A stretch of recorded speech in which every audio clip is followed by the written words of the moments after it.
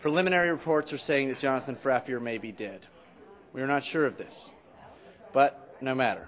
What you're about to see could be potentially offensive. But keep watching, because it'll be interesting. There will be vile language, possibly nudity, arm wrestling, and many other things. But in the end, it'll be worth your time. I have 2 Would you like 2 tickets? Yes. All right.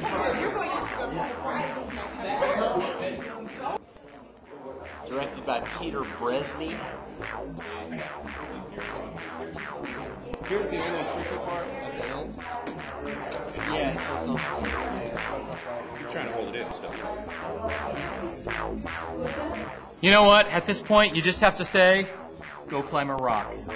That's all you got to do is just jump out there. So climb up it, baby.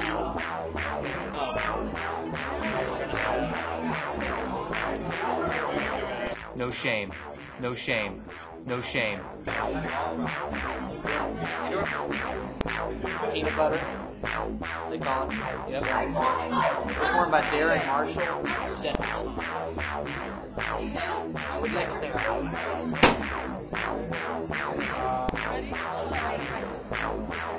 I'm going to suggest that all you and I do is get up there and announce each piece so you can sit in the back and sit down. I agree. Really? No, I just got here a few minutes ago, so it'll be very odd. He's kicking my. How big were they? Were they real? I have no idea. You should have seen them.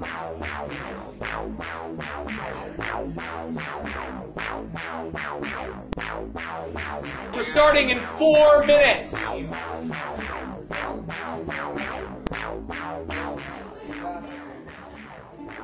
No, I'm sure it's in there. It's just a question of did I just rip it off and put it down? We're talking about our incompetence right now. Oh God, Peter! And who's the... I've got Jamie Shell, Ben Mark, Steve Shell, Cody McCord.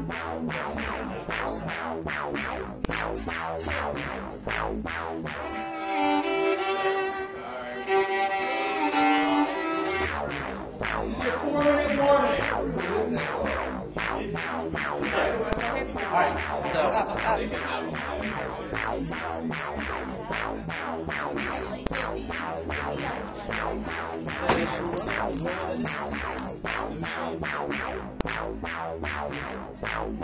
Peter Bresney? That guy really creeps me out. I know. He I is know. one of the more... Do you know him? Because he's like... Isn't he the one that's always in your face with a camera and shit? He's just always in your face. Always in your face. Damn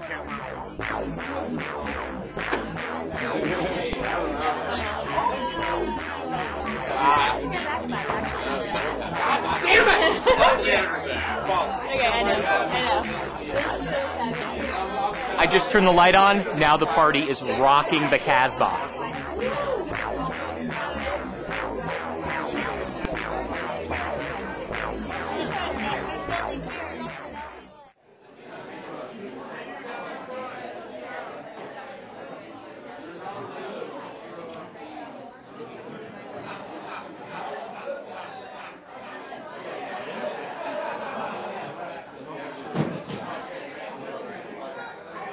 All right, ladies and gentlemen, welcome to No Shame Theater!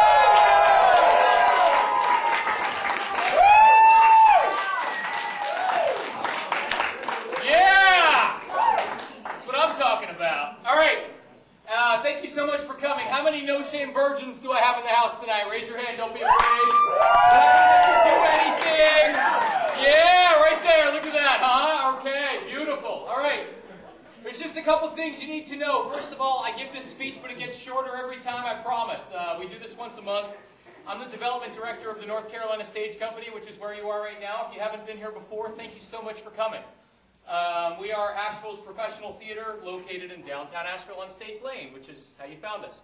I'm the development director here, and I participated in No Shame Theater out in Los Angeles. No Shame Theater has been in approximately 30 cities for the past 20 years. It just enjoyed its 20-year anniversary. And basically, yeah, woo, yeah, come on, that's what I'm talking about. You know, like 2 decades, a score. You know, it's a lot of time. Somebody throw out something else, you know, like 2 times 10. 20 years! Amazing! It's like pi times 6-ish, you know? It's amazing. So here we are at the North Carolina Stage Company. Thanks to Charlie and Angie Flynn McKeever, the artistic director and producing director of the North Carolina Stage Company. I said, hey, let's do this, and they said, okay. So here we are. A couple rules you need to know about No Shame Theater.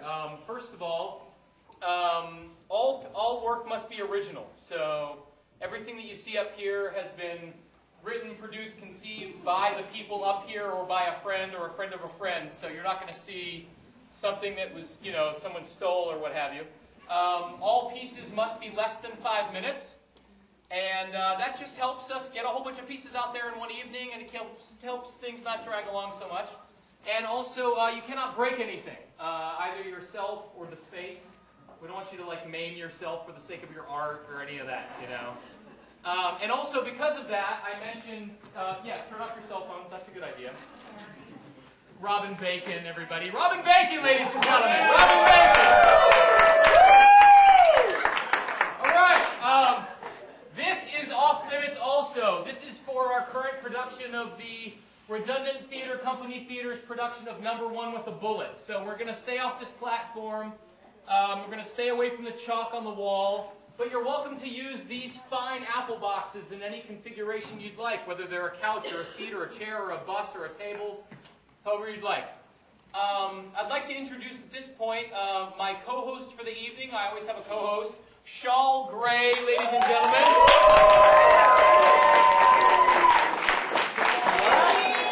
Shawl, good to see you, buddy. This is Shawl Gray. The way the evening goes, basically, we're going to just jump up here at the beginning of every piece and announce what the next piece is, which is kind of exciting because you guys have no idea if you're first or if you're 15th, really, which is pretty cool. And it also keeps you here the whole night, and you support each other, which is nice. I closely safeguarded these. There was people in the crowd asking what the order was. Nice.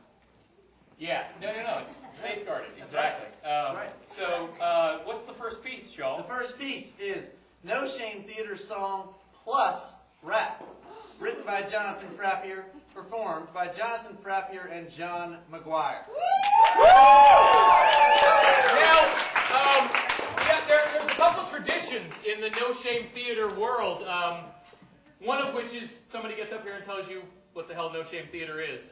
And the other is that there's always a No Shame Theater song, which expounds upon the 3 rules of No Shame Theater and anything else you feel like you want to talk about, whether it's our president or, you know, anything else.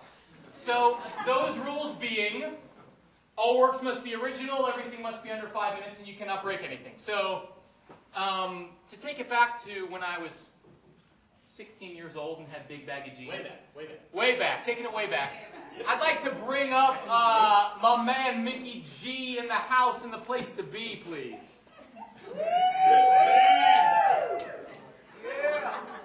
Now this is a little different, y'all, because what we're going to hear right now, can I get a beat with something like this? A little bit like...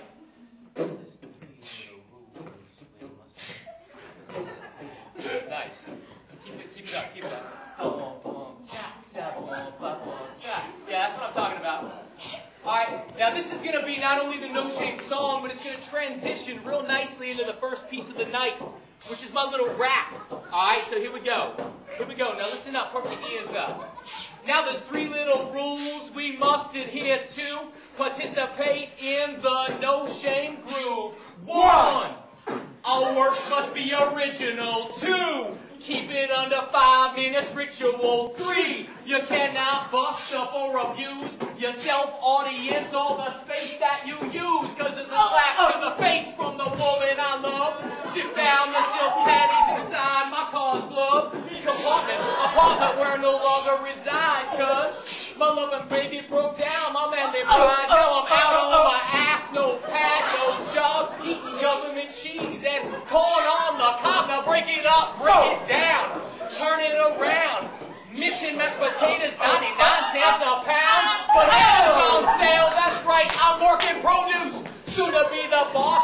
cause I'm gonna seduce the owner, the lady, the baby.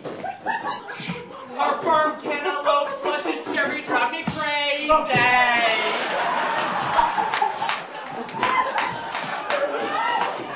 It's time. I know the time is right, cause it's late night, and I'm shelving stock.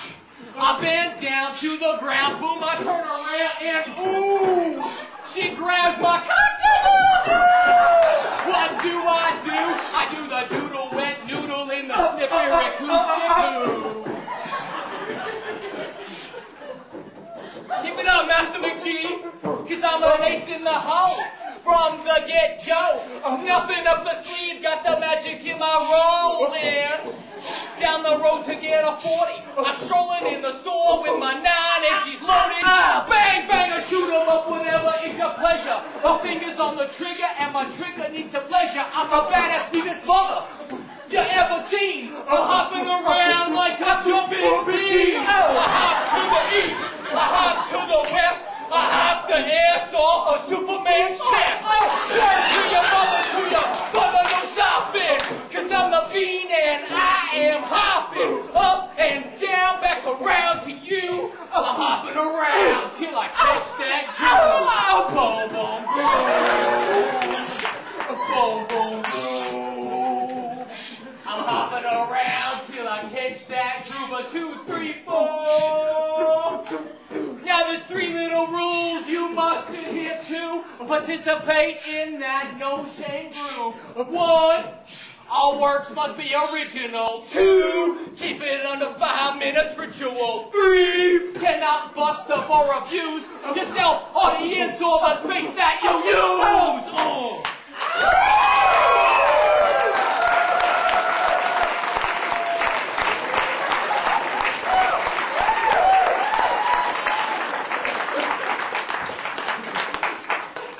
John McGuire, ladies and gentlemen.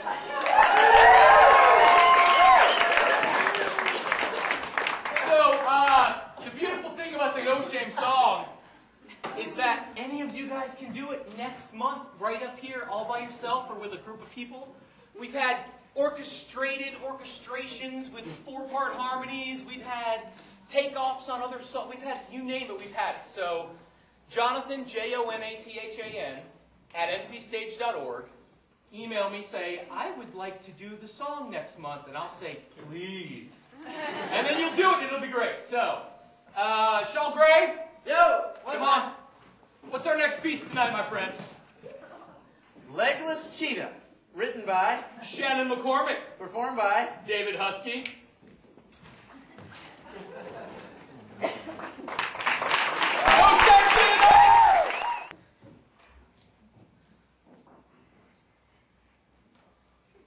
Legless Cheetah? Man. Legless Cheetah was the fastest, meanest tube ever.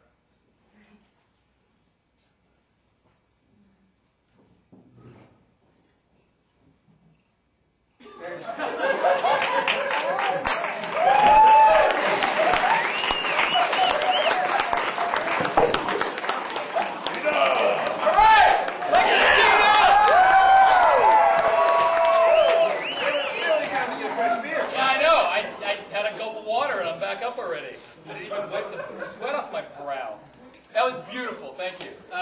See, you have 5 minutes, but why use it all if you don't have to? You know? What he said. Third, we have Waste Management, written by Sam Leeper. And performed by Joni Redmond, Jamie Shell, Ben Marks, Steve Shell, Cody McGuirk, and Darren Marshall.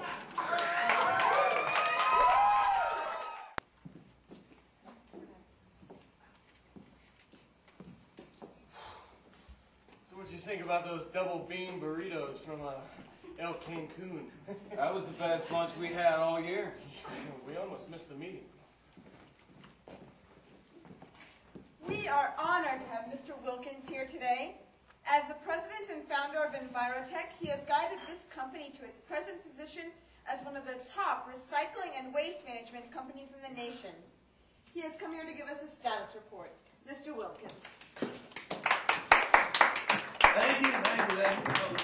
I just wanted to come by and tell you what a great job y'all are doing.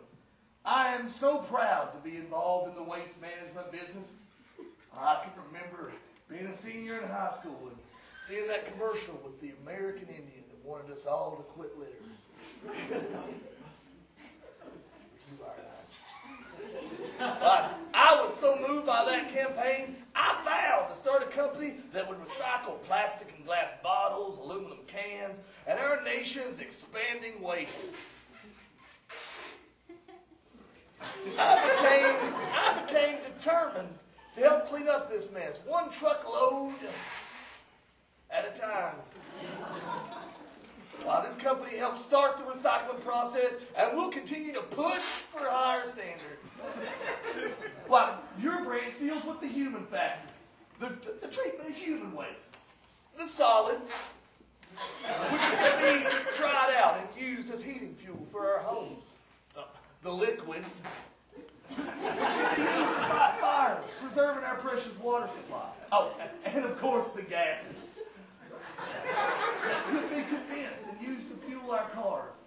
The output could be enormous.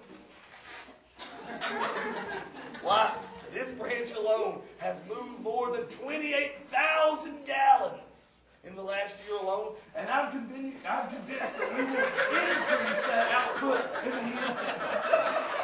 So, let's use our momentum and concentration the top recycling and waste management company in the nation. Thank you for your hard work and dedication.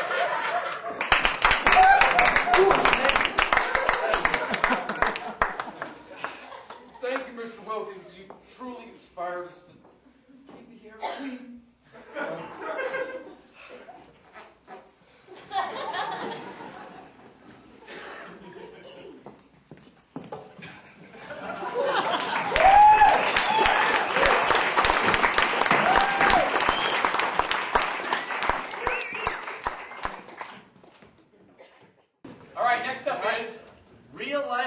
Written and directed by you.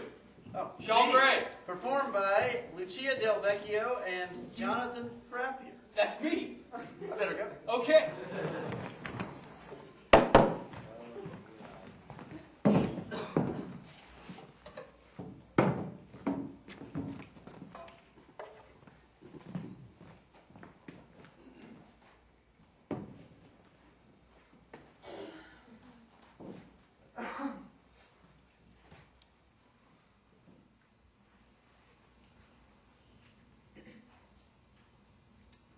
You know, if something were to happen to you, I'd find a younger man.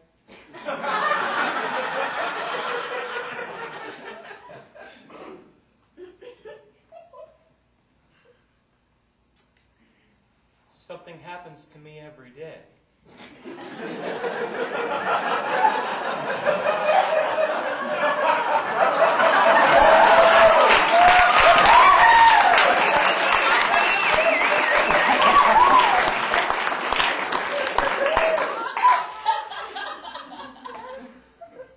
It's incremental.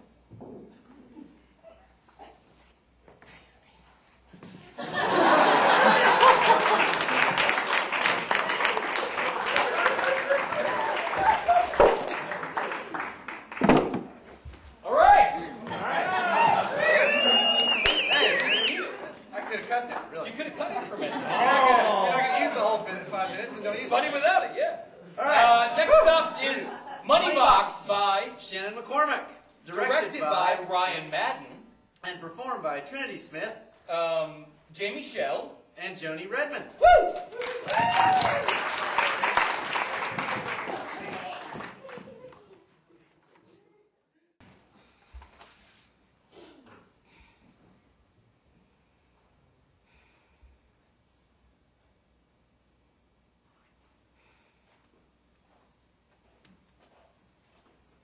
Stephanie. Wake up, Stephanie.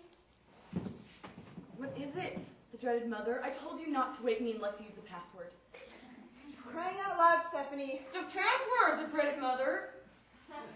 Fine. Benatar.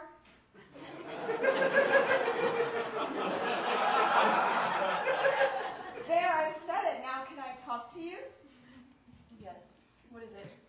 Your friend Claire has come over to pay you a visit. Isn't that nice? Okay, you girls have fun playing down here. I'll be upstairs if you need anything. Fucking A, dude. Your dreaded mother is so on Benatar. That blows. I know. I'm sorry. So do you want to come into the fort? Yes. Okay. Say the password and then crouch down and come in. Benatar.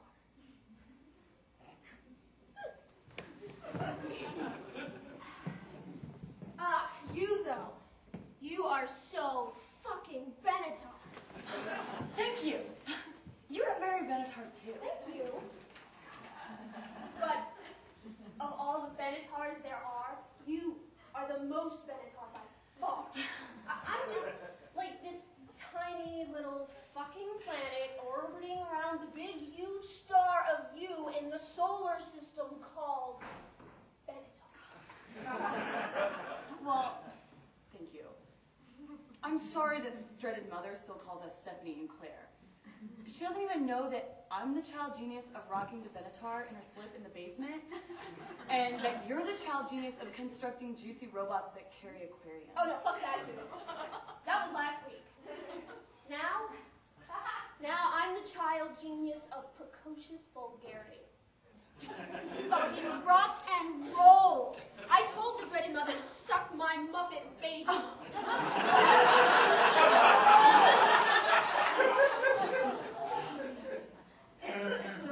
So what do you want to do today? Let's rock out to some Benatar. I thought you'd never ask.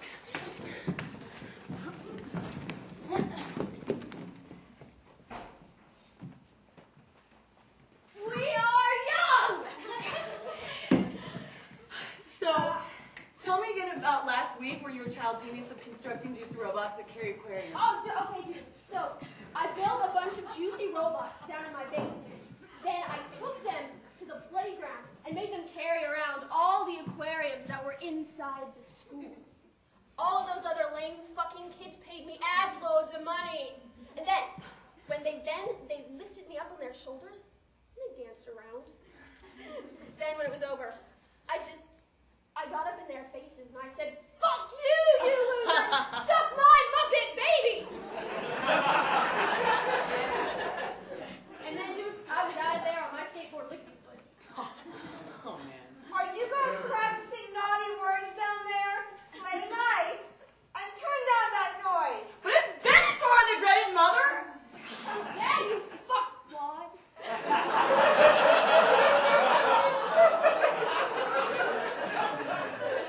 Well, just be sure you're playing nice.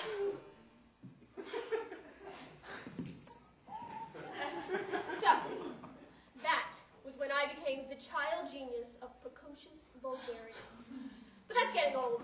So I'm thinking of becoming child genius of avant-garde diction. Oh, wait. I love this part. This reminds me of the time that I was child genius of the winds of Finland. Back when I played accordion all the time. Oh, that's a lie. You were never the child genius of the winds of Finland. As a matter of fact, you've been stuck as the child genius of rocking to Benatar and her slip in the basement for a long fucking time. Aren't you ever going to be the child genius of anything else? Oh, yeah, well, I'm just different from you. You change all the time, but I can be the child genius of all sorts of things all at once. So stop thinking you're better than me. Oh, well, I'm the child genius of being almost as Benatar as you. No, you're not. And besides, one time I showed a boy my money box. Oh, no, you didn't! Besides, you don't even have a money box. Oh, I do too. My doctor told me. He crouches down there and he said, "Hello there, young miss. Let me take a look at this money box of yours." And then whammo! $50 bills start flying all over the place.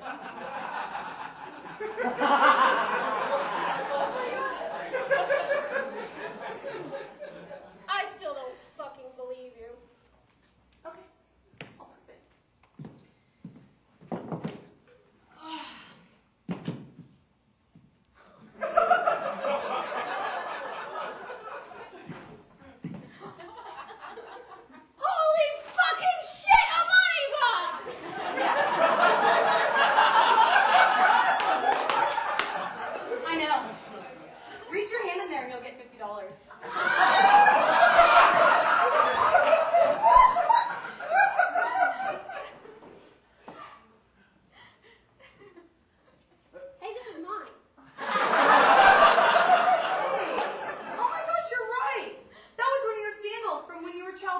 digging for crawdads by the shores of the creek. Wow. It's never happened before. Oh, I've heard of this! Not only is this a money box, it's a memory box. Look at it! Anything a child genius has lost might be up in there. Let's see what else you got in there. I thought I told you girls since I told you to play nice. This is not playing nice. But the dreaded mother, I was just showing her my... It's also a memory box, can you... I've never heard anything so vile in my life. Vile. I'm afraid, Claire, you're going to have to go home before I lose my temper. Let me go. I'm going. Suck my muffin baby!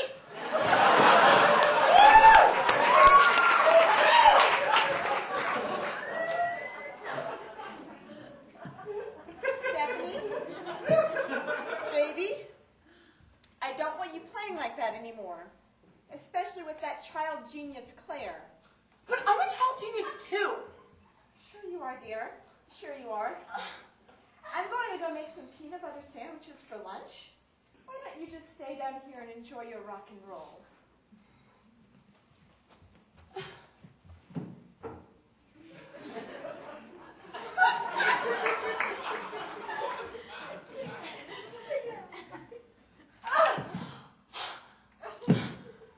I told you I was a child genius!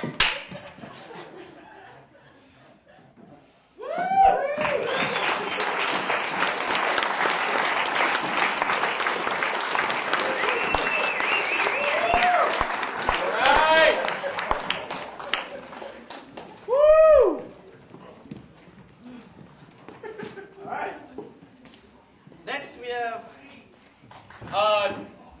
Wow. Discount Bob. You got any money? Number 6. Discount Bob.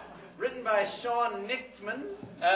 Directed and starring Jason Williams. Woo!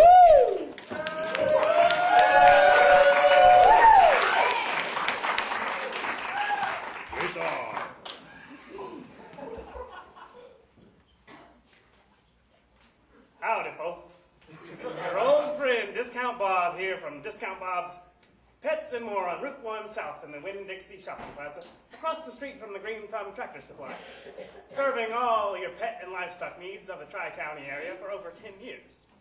Folks, you've been coming to Discount Bob's because you know we can rely on Discount Bob to give you the best deals on pets, livestock, feeds, seeds, fertilizers, and accessories to make your house and farm the best it can be. I am pleased as punch to announce our recent partnership with Gentek's Bioengineering Laboratories. Farmers everywhere know Gentek's from the most popular seed product, Supercorn XJ9. The unstoppable genetically engineered corn that's filling the pockets of farmers with the hard-earned cash they deserve and filling the shelves of grocers all over the world with delicious, savory taste of MSG-flavored fresh corn. Now, due to recent relaxation of biotechnology laws and regulations, Gentek's has been able to bring their scientific magic to fruition in the animal kingdom. Discount Bob's Pets and More is proud to announce it has been chosen as the exclusive outlet for more Gentek's Bioengineering Laboratories' modern miracles. You have heard or read about the livestock innovations revolutionizing the farming industry, such as the camel cow, saving the backs of dairy farmers everywhere because you can milk them right off their humps.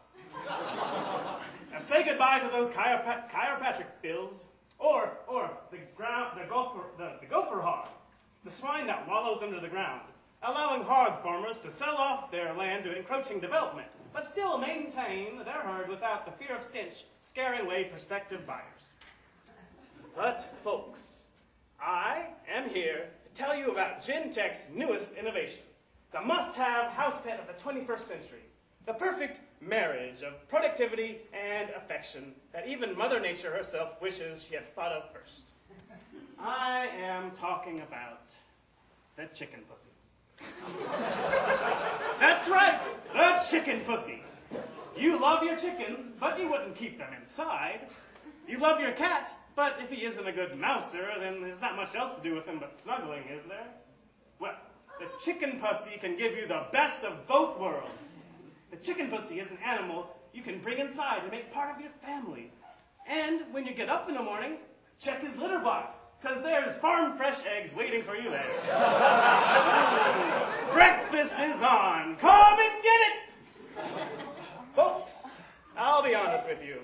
As I always have, the chicken pussy is not the most handsome of beasts.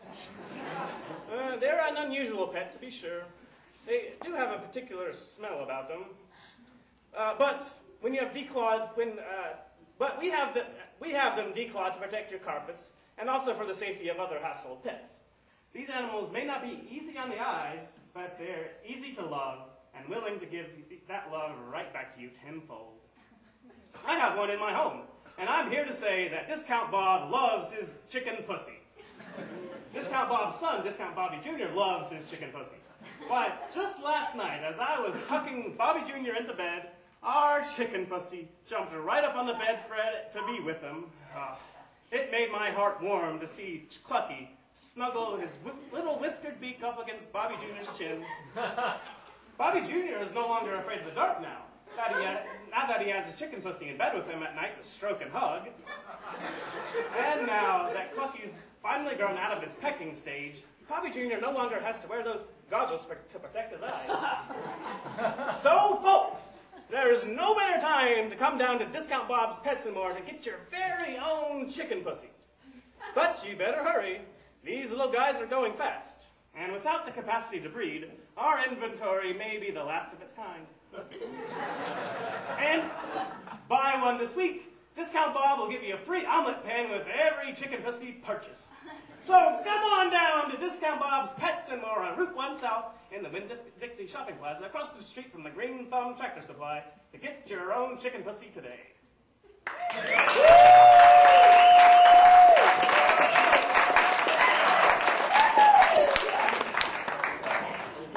Man, I'm hungry. I gotta get one of those chicken pussies. I tell you what. I'm telling you. Want to go out for omelets in the morning?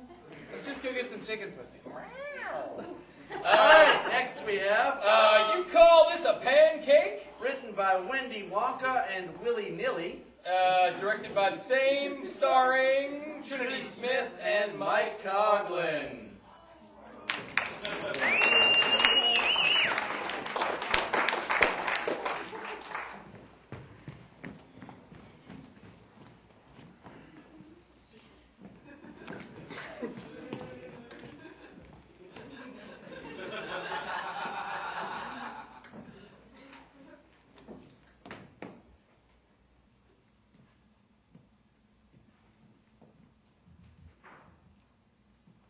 You call this a pancake? You call this a pancake? You call this a pancake?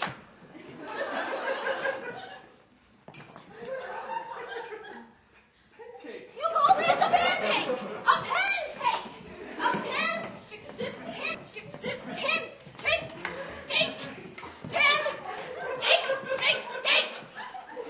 You call this a pancake?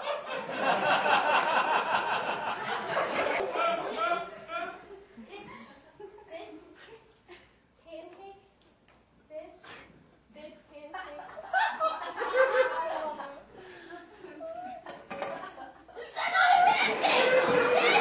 Pancake! Not this pancake! This pancake!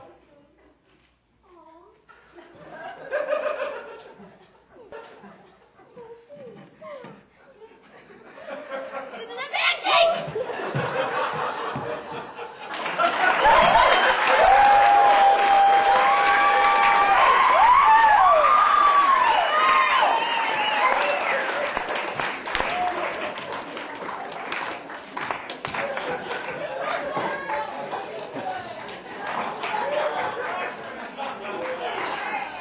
Yeah! Pancakes and omelets for everybody, baby! Now, the beauty of this is they came to me prior and they said, I know that one of the rules is you can't break anything. We have pancakes. And so, can we get a broom and a dustpan? And I said, absolutely. So, It doesn't mean you can Jello wrestle next time, but... I'll tell you what, I don't know about you, but I call that a pancake. Yeah, that's a pancake. Just talking for myself. So while they're cleaning up, And now, a word from Satan by Mundy Carter. Directed by Mundy Carter. Starring Mundy Carter. Hold for like a minute and a half. We're going to let them clean this up. Oh, all right.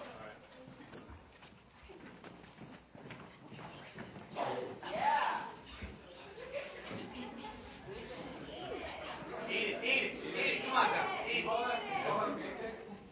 Pancakes! All right, Mundy Carter, ladies and gentlemen.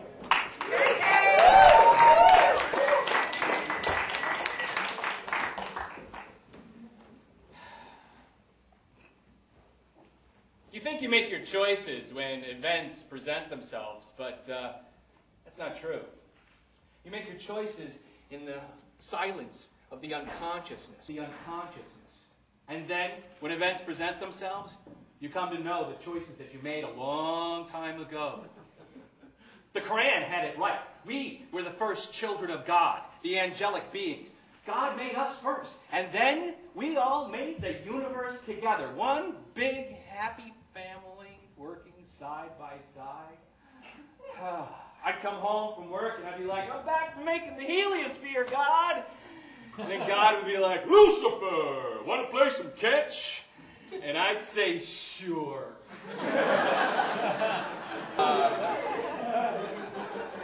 So one time we're up there in heaven, which back then was every place. I mean, there wasn't one spot that wasn't like perfect, just kick ass, you know. So we were up there in heaven, and we're throwing a quasar back and forth. God's like, so Lucifer, what's a heliosphere? And I'm like, so you don't know, huh? Right. It's the radiation that defines the outer limit of the sun.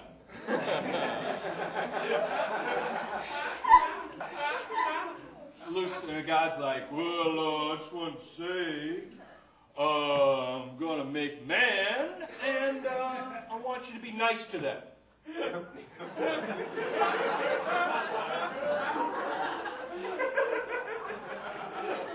That doesn't even make grammatical sense. You're going to make a man? You're going to make a man? Then who are the them I have to be nice to?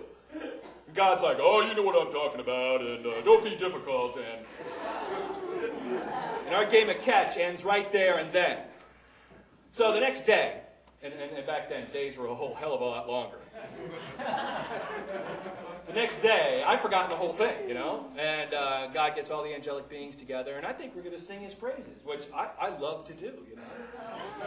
I have a great voice, you know. And gets us all together, and he presents man, Adam. And I'm like, what do you want us to do? And he's like, bow before man. That was the last thing any of us expected him to say. I started laughing. I mean, it's funny, you know? Everybody else is bowing. And I'm like, I was like, stop, what are you doing? I mean, come on. Would you please let them in on the joke? And God's like, bow before man. Excuse me? You know? Bow before the... I'd rather bow before the elephants, you know? At least they look like Ganesh. Yeah. Dad didn't like that. So, you know, I was cast out of heaven, you know, committed the first sin, sent to hell. Qu'est-ce que c'est, harsh?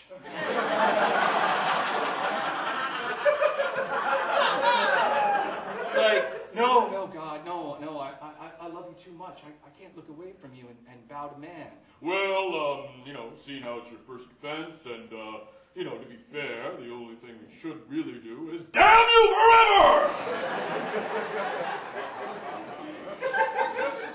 I mean, come on! I'm the coolest thing in religion. You know, if it wasn't for me, mankind would still be stuck in Eden. Boring! If it wasn't for me, the King James Bible wouldn't even have been the King James Bible. It would have been Adam's little book of fun.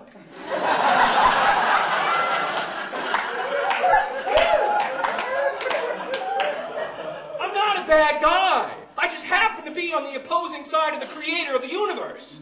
Through no fault of my own, you know? God made me this way. He made me this way. And you can't say that he didn't. Because if he did, then you're limiting God. So which is it? So he did know. He did know. And all this history is just some kind of setup. You know? And I must say, you know, it's tough seeing you people caught in the middle of our little scuffle.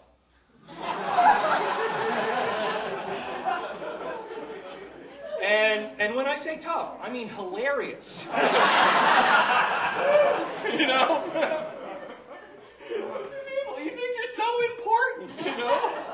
I mean, there's a whole universe out there you know nothing about. I mean, just, you know, screw the fact that you just don't know jack about your planet, your environment, or your bodies. I mean, and you're so proud. You're so proud. You know the proudest you are? Right before you die. You're really proud then. You proudly poop your pants and... Oh, and the best part? In the coffin? Crumple, crumple, crumple, crumple. Soup!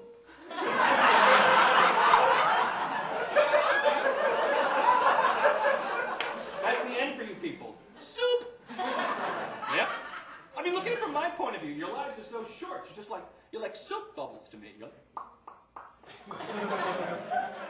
Oh, yeah. But I'm not winning any converts here, am I? Let's see. I know I could pretty much eat babies up here so long as I leave you with something you like. So, you like jingles, and people like jingles. Let's see. Bye, Satan. No. Okay, that's a little short. Let's see. He's making a list. He's checking it twice. He's gonna find out who's naughty.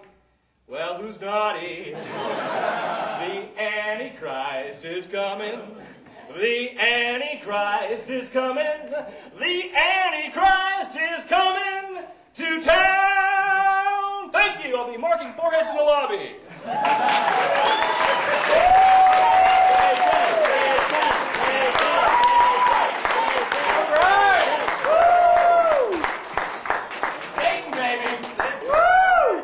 Carter, ladies and gentlemen. Tom Waits. Monday. He did Tom Waits for Children a couple months ago. It was hilarious. Yeah, exactly.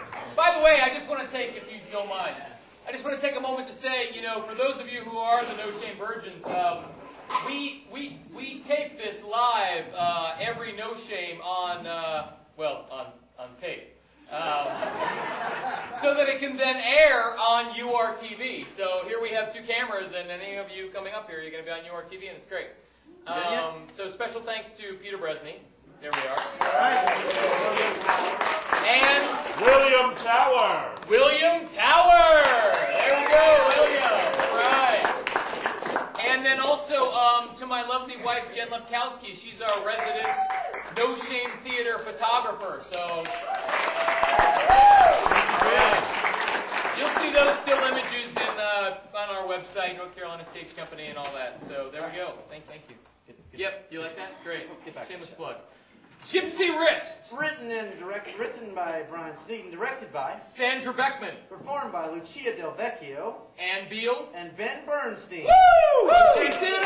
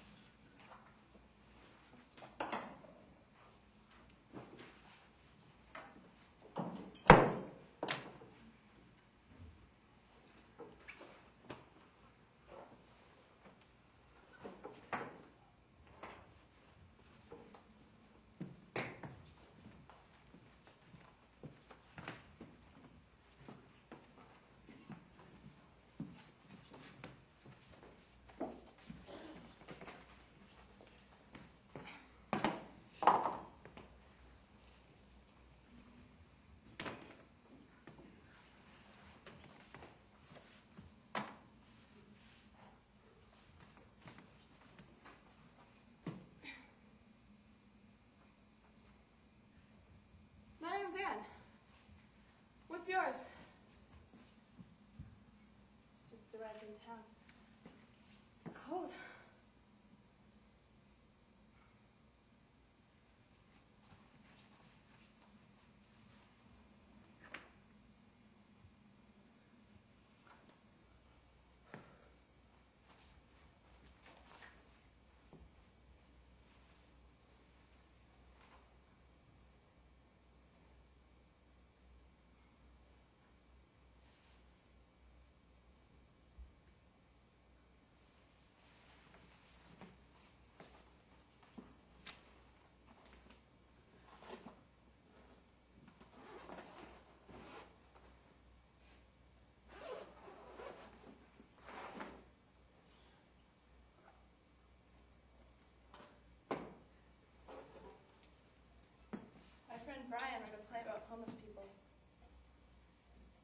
I'll gypsy wrist. I forgot the lens.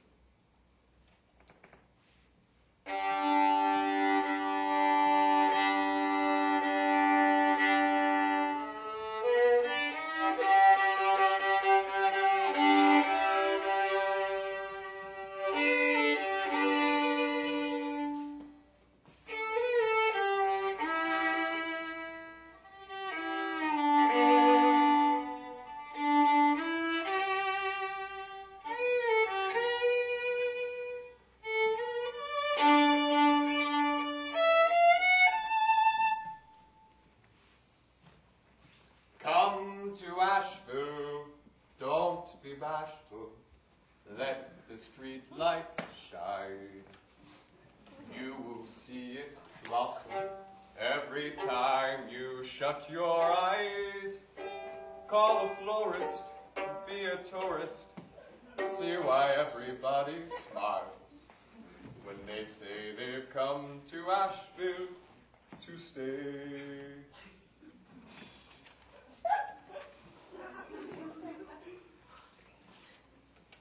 There's mountain tops outside of town where you can place your condos round, and 3 years later watch them tumble down. There's parking decks where you can sit your SUV and know that it won't be keyed by those who can't pay rent. There's always dances, second chances, and everyone knows your name. So come and visit Asheville today.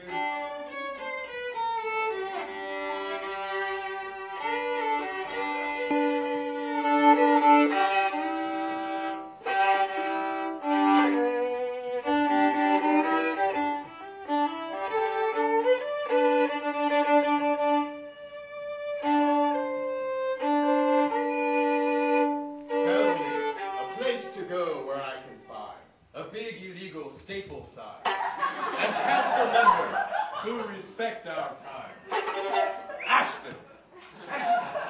Tell me, where's a town where everyone is straight and rich and owns a gun, and tells me that these colors never run? Asheville! Tell me, where is it this place exists where no one's heard of homelessness? Asheville! Asheville! Asheville! Come to Asheville, don't be bashful, let street lights shine. You will see it blossom every time you close your eyes. It's cold and scary when you're very young, without a dime. So come and see what part in this you play. We are standing in a town that sings, with statues who have nothing left to say. So go and buy your ticket here today.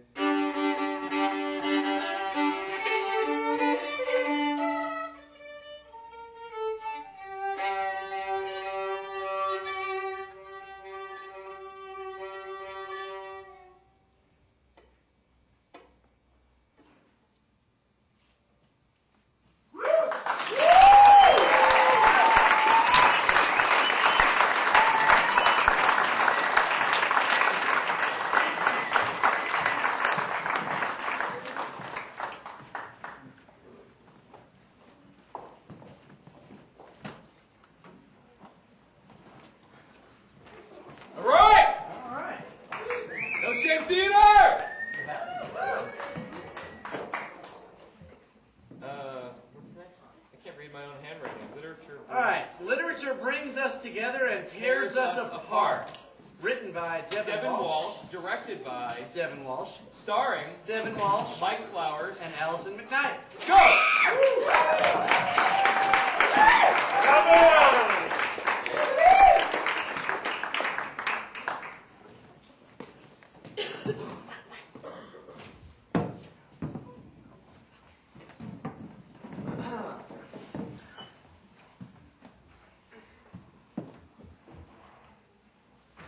Define lacuna.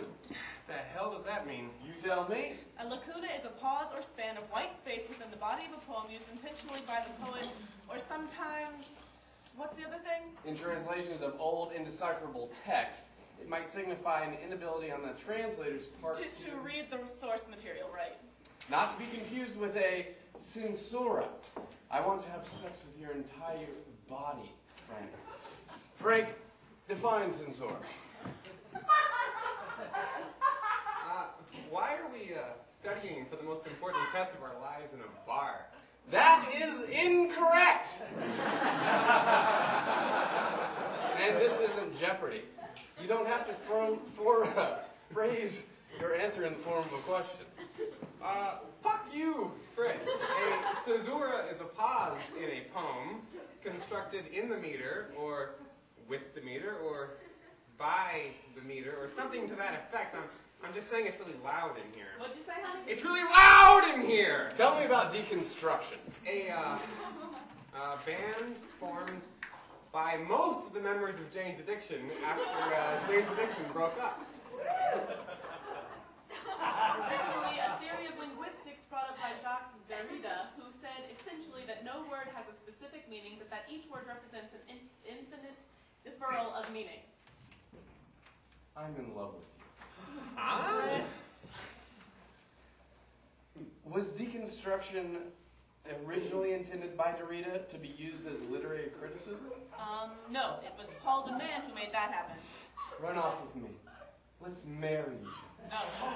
Oh. Hey, Fritz, I'm sitting right here. I know, Frank. Sorry about that. Can we get back to it? I don't really feel comfortable with this. In what century did the authors Defoe and Browning flourish? That would be the 18th century. Stop hitting on my girlfriend. Good job, Frank. Great job. Freddie, let's spend our lives together. Wait! Define dumb show. A play with no words. Fritz, we've talked about this. You have? I refuse to accept your stance, Franny. Which prominent American author was one of the initial and most outspoken proponents of the new criticism? Robert Penn Who wrote Blackberry Winter. You talked about this? Well done, Frank. What century was Beowulf? I can't do it, Fritz. You're all I think about. Who wrote it? Mallory. I think we should leave. Yes, I too. Franny, let's go. Fritz! Beowulf is anonymous. Mallory wrote Mont d'Or. Fine! What the fuck is... Name the four most common poetic feet. Iamb, trochee, dactyl, and... Spondy. If I don't make love to you, I'm going to explode. All right. That's enough! Franny! What's the fifth poetic poet? Claimed by many not to actually exist. That would be Pierre. Fritz, I think maybe I love you too. Hey! Do you have any idea how many smart, well-adjusted, and attractive babies our babies will be? Wait! I'm so sorry, Frank. Will you talk dirty to me, darling? I want to put my dangling participle in your lip.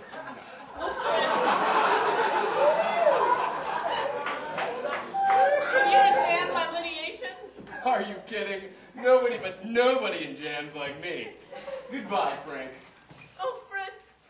Oh, Franny. God damn it! What the fuck does in jam mean? Hey, is this dramatic irony? No!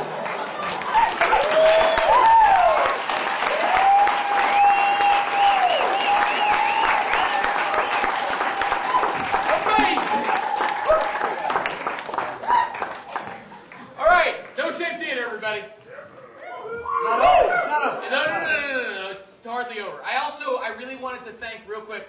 Please clap if you were wait, don't clap yet, a bartender or a concessions person or a box office person or a setter-upper or a breaker-downer or a co-host this evening. See that? Hear how kind of shallow that clap is? That means we need more people to help. So I don't break a sweat and have to put this hat on, all right? So if you'd like to help next month, with any of those duties, JONATHAN at nzstage.org. Thank you. All right, No Shit Theater! Woo! Go! All right, 11, we have Home Truths. Written by Lee Moyer. And performed by Mickey Hanley. Go!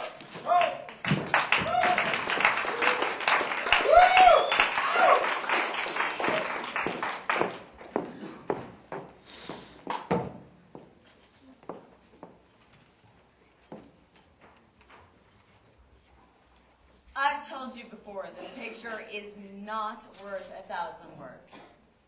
It's really worth 2,500 words. I mean, maybe not to you, but, well, someone. It doesn't have to be some impressionist treasure or pre-Raphaelite allegory. Not a smuggled icon or an unfinished masterpiece either. It could be an old black and white photograph. Old photos are often the worst, hinting at a film noir menace in their inky shadows. However benign and sunny the world was when the picture was taken, the shadows can overwhelm. Pictures capture something vital, not necessarily your soul, though, in the case of some of you here, it would explain a great deal.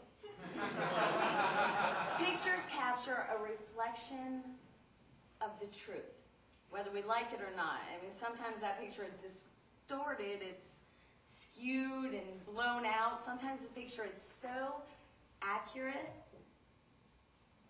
you wish it had never been snapped. Picture this. A small child, barely a toddler, is taking her first steps. She's beginning to fall backwards, arms held out for support that may not come. A baby deer caught in the headlights. Her fluffy, fleecy, too large footy pajamas are also caught in the blinding flash and glow, as white as phosphorus. She looks like a baby David Byrne in that big white suit from Stop Making Sense, you know. You may say to yourself, this is not my beautiful house. You may say to yourself, these are not my beautiful jammies. You'll have guessed by now the child in the photograph is me. Yeah. And it's a funny picture, but not as funny as it should be. Something's wrong with it. Something as subtle as it is important. If you didn't know my family, you'd never guess. I mean, you'd never notice. And if you did, you'd explain it away as a trick of the light. In the background, behind the falling child that I was, my mother is seen sitting in a chair.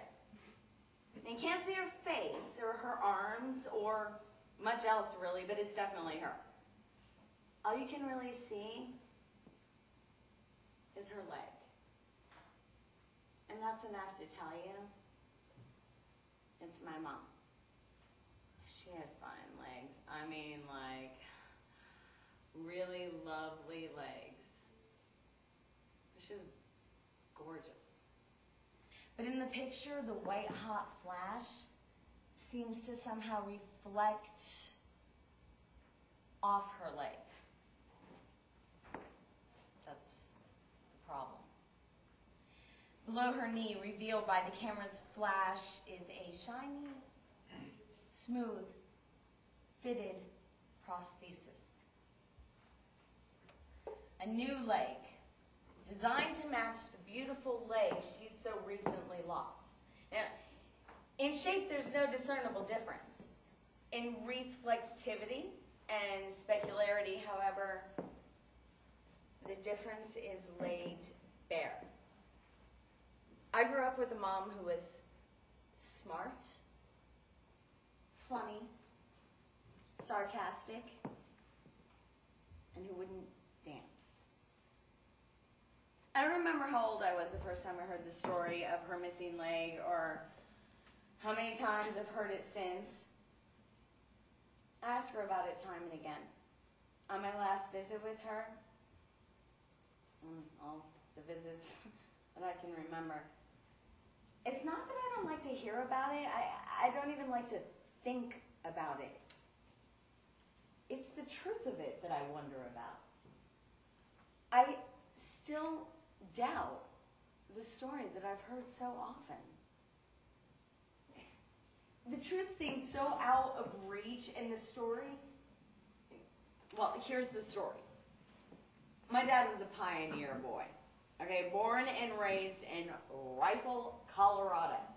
All right? Learned to swim when his brothers threw him off a bridge into the roaring, ice-cold Colorado River. That's right. Trapped beaver and muskrat and put the furs on the train to Chicago. Hunted deer and elk on the high winter mountains. For me, not sport. That's what I'm talking about. Never excelled in school because, you know, it was too much farm work to do.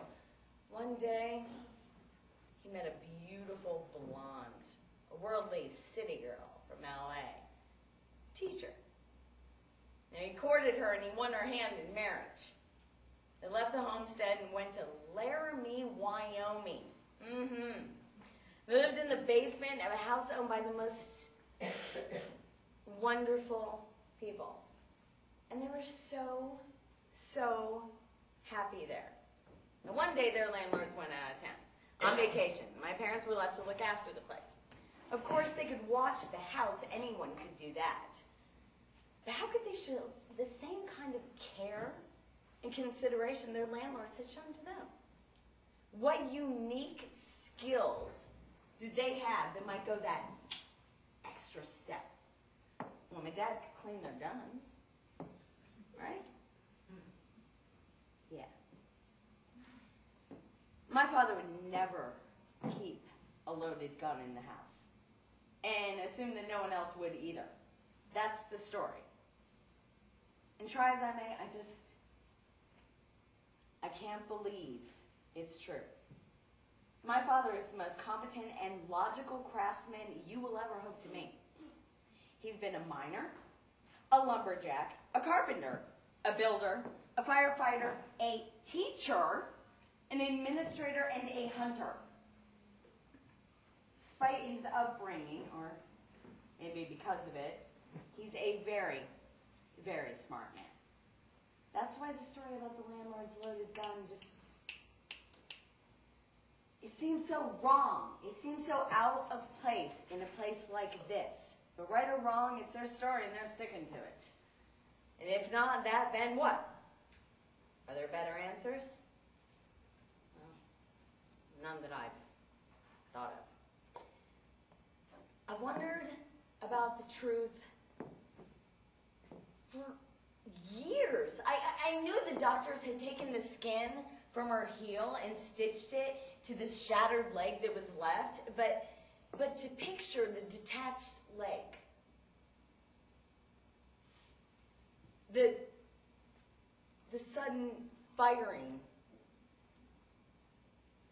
the smell of gunpowder, the shock of the blast, my mother's leg blown off.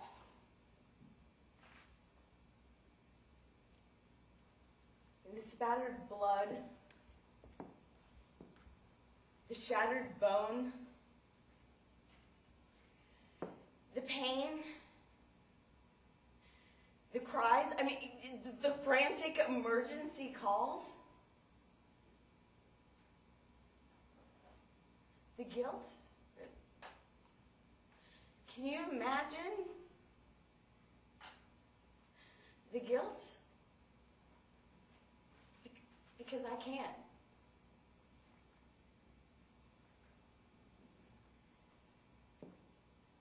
I think that that was the defining moment of their relationship.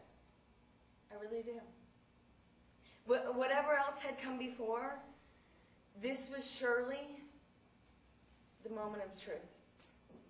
This was the foundation that was laid for my life. Because I came soon after, and my younger brother soon after me. Imagine carrying a child, 2 children, without a leg to stand on. I cannot know the events of that horrible day. The events that are reflected in the picture of a flailing toddler and her mother's false leg. I can never know the intimate details. But I do know. I know that my parents love each other still and are growing old together with love. And that is the truth that I know.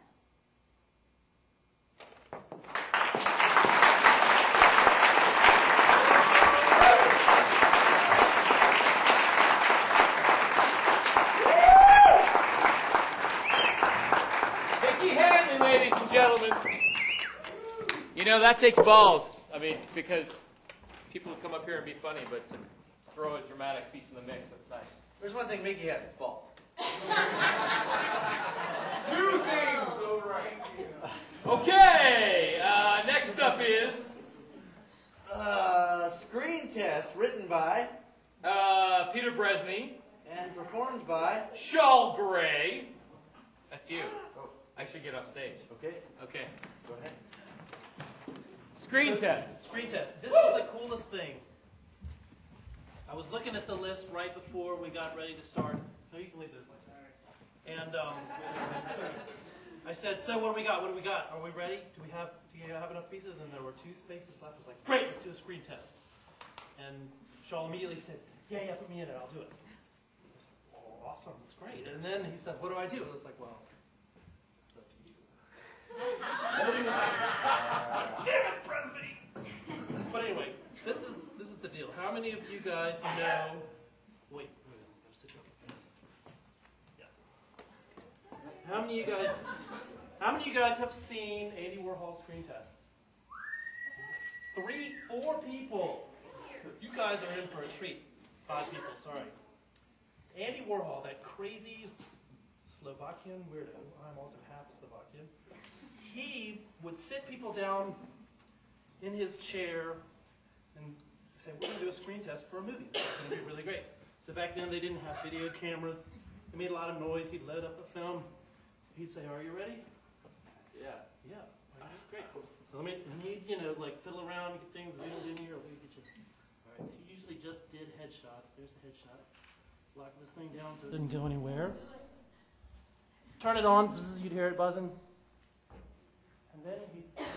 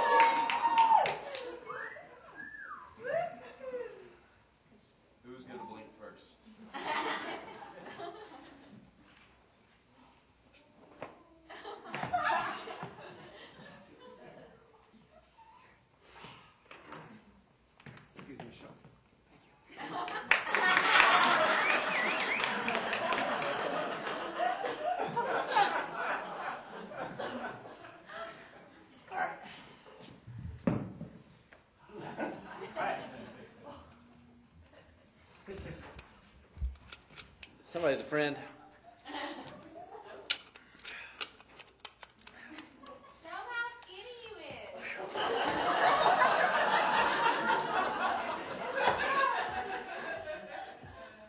All right.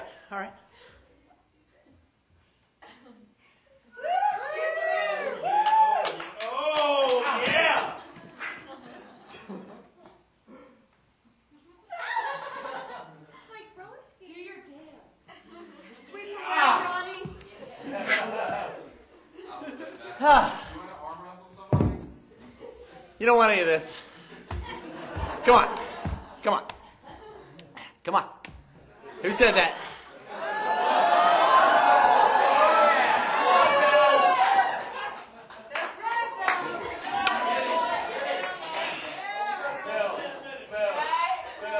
Don't write checks your ass can't cash there.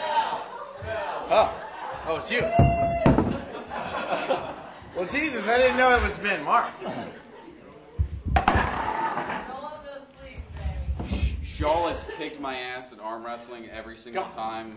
His just for measurement's sake. I mean, you know.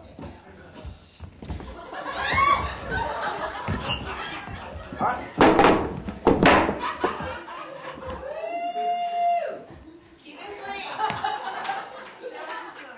No whammies. I'm ready when you're ready. Hold on. Wait. None of that, like, extra thumb thing. Shut up and get out the fuck out of our way. Ready? 3, 2, 1.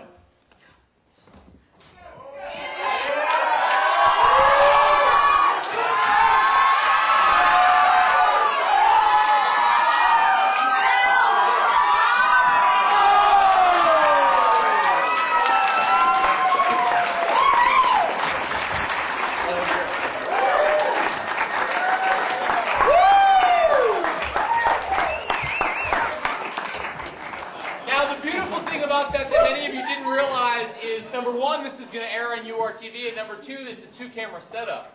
So like Andy Warhol's original screen test, you're going to get the second point of view from the other camera, and it's going to be really cool on URTV. There you go. You go ahead. All right, yeah, you out of breath, man? That was nice. Hey, man, don't fuck with me after a sporting contest. I know. I better back off. Let's keep our distance here. So, next up is Bad Mama. Written by Ben Youngkin. And performed by Katya Dulce and Amy. I can't read your handwriting, man. Pisano. Amy Pisano. Yeah? Okay. Woo!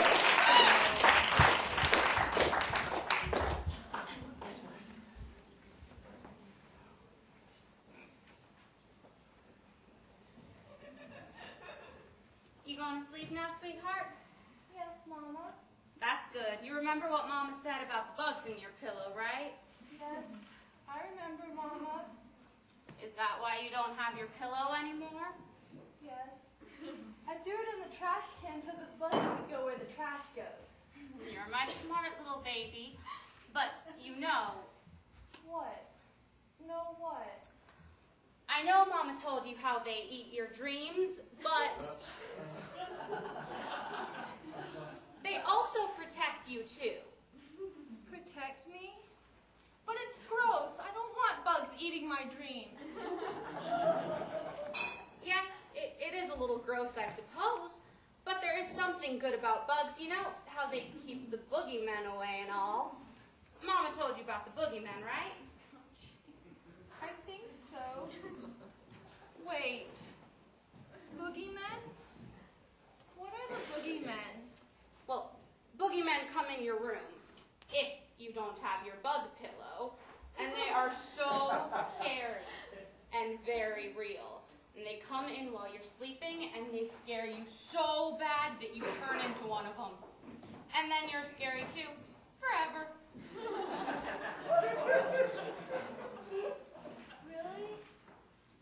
I think I want my pillow back. What do the boogeymen look like? Sorry, sweetie. I know you want your pillow back, but all the pillows in the world are taken right now. Your pillow went to the landfill today. You'll have to cover up tight and hope the boogeymen don't notice you threw your pillow away. I'll tell you what they look like in a minute. If I can't have my pillow back, can I stay with you? Oh, I'm so sorry, sweetie, but if you stay with me, then the boogeymen will come in my room. You wouldn't want to put Mama in danger too, would you?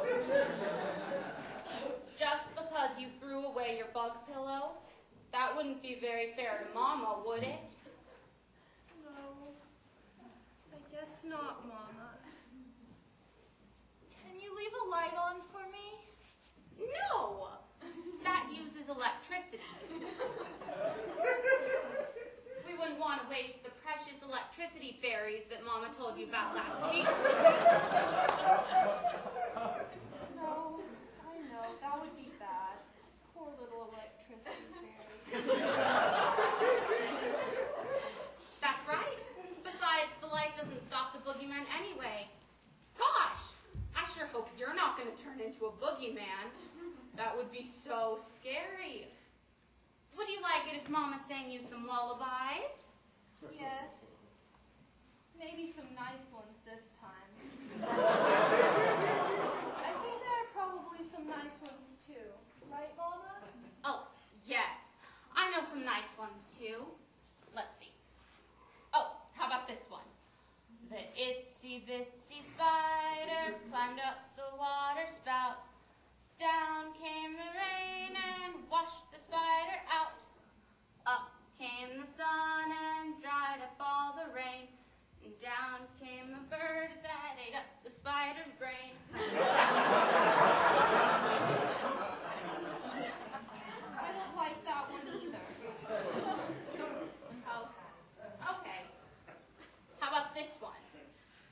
Twinkle, twinkle, little star, how I wonder what you are. Up above the world so high, like a diamond in the sky.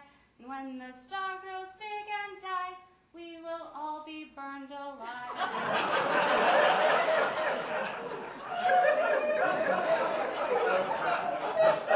I don't understand that one, but I don't think I like it. Rachel's mama sang her one. She said it was sweet. Something about a bird and a ring. Oh, Mama knows that one too. Let's see here. Hush, little baby, don't say a word.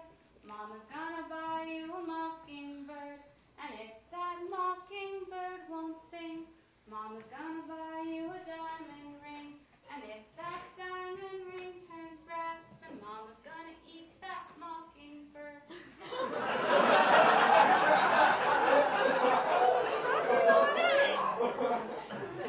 I don't think that's what Rachel's mama sang to her. Mama, I think I needed my bug pillow last night. I think I need it right now.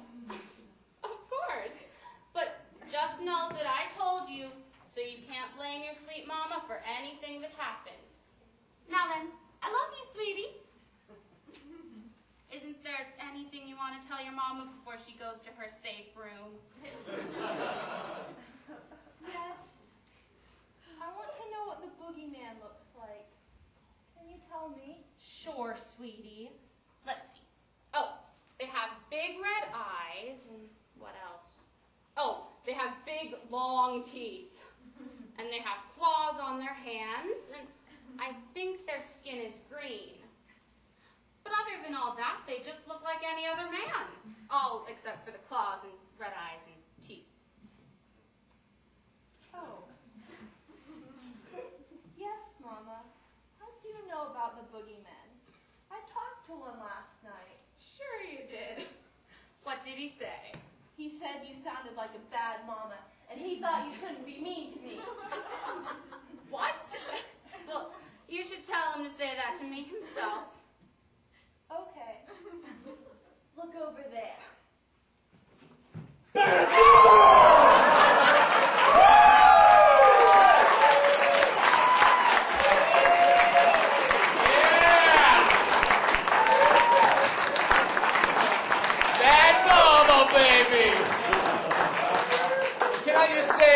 We had Brian Madden on lights for the first half of the show, and now we have Jason Williams on lights, everybody. And last but not least, we have... The last piece is called Boobs. Yeah! Written by Trina Egan. Directed by Peter Bresney. And performed by Darren Marshall and... Seth King! Enjoy the Snowstorm Theater!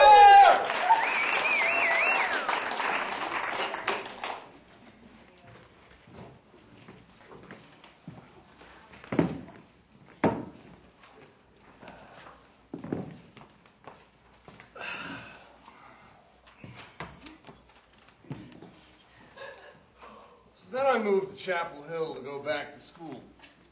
Only I never ended up going to school, just drinking all the time. I hardly remember being there. I lived in this dive. What I remember most were the boobs. There were boobs everywhere, all over every inch of his walls, going up the stairs, on the ceiling, taped to the furniture, posters, photos, cutouts from magazines, and not just regular boobs, gigantic boobs, watermelon boobs covering his whole room. Dude, I mean, boobs so big, I don't know how these women could even fit in a car. Well, maybe a Hummer, but not a Yugo. Huge. Imagine the back pain. Wait. How big were they? Were they real? I have no idea, but you should have seen the place. Boobs everywhere, right? And then this collection of seashells.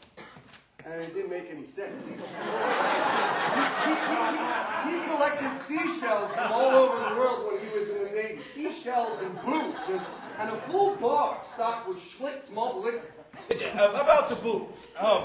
Was it like an obsession? Well, they didn't call him Crazy Carl for nothing. He had his best friend, Flamin' Floyd. And they'd sit up there for hours drinking, staring at walls, shooting the shit. And then when they'd good and drunk, they'd start arguing, yelling at each other, yelling at the boobs. And Floyd would eventually stumble on home. He lived across the street and then fall asleep on his couch with a lit cigarette. And that's how he got his name. His wife finally divorced him after he set the house on fire for the third time. Back to the boobs. Exactly how big were they? I was Crazy Carl's roommate for about 2 years before he let me see his room, and he probably thought I'd be offended. Christ, I don't know why I wasn't. Except that it was so ridiculous. It was a weird time in my life, man. I was working a dead-end job. I had just broken up with Pat, and I had just put my dog down, and I really miss that dog. You didn't answer my question. And anyway, I started hanging out at the dog pound, just to hang out, thinking about adopting. And there was this cute Jack Russell I was considering. So one day I brought my camera, and I took his picture to see if that would help me decide. And when I got the film developed, I was looking over the pictures, and I noticed his little penis was hanging out. The lipstick, you know, that old fake and slimy looking. Well, I thought it was funny, so I got home, I hung his picture, a penis and all, on the wall in my room. And one thing led to another, and pretty soon my whole room was covered in pictures of dog dicks. Dog dicks everywhere, on the walls, taped to the mirror in the bathroom, on the ceiling above the bed. It's amazing how many different shapes and sizes they can be, all different colors. Did you know that spotted dogs have spotted dicks? Oh, God! What about the boob? My roommate, Crazy Carl, he walks into my room one day, sees all the dog dicks for the first time, and starts laughing so hard that he trips over my skateboard, whacks his head on the dresser, and ends up in the hospital with a subdural hemorrhage. When Flamin' Floyd heard what happened, he broke into our house while I was visiting Carl in the ICU, and damn, he didn't switch all our pictures. I got the boobs. Must have taken them out. Oh, great. Okay, now, if you could just describe it. Crazy Carl got dog dicks. And you know, I don't think he even cared. He just left them. What happened to the boobs? Okay, I laughed at them for a while, but I got tired of them pretty quick. They were really just too much, you know, and I had to take them down when I started dating again. Well, did you ever get that Jack Russell? Oh, no, I ended up with a hamster.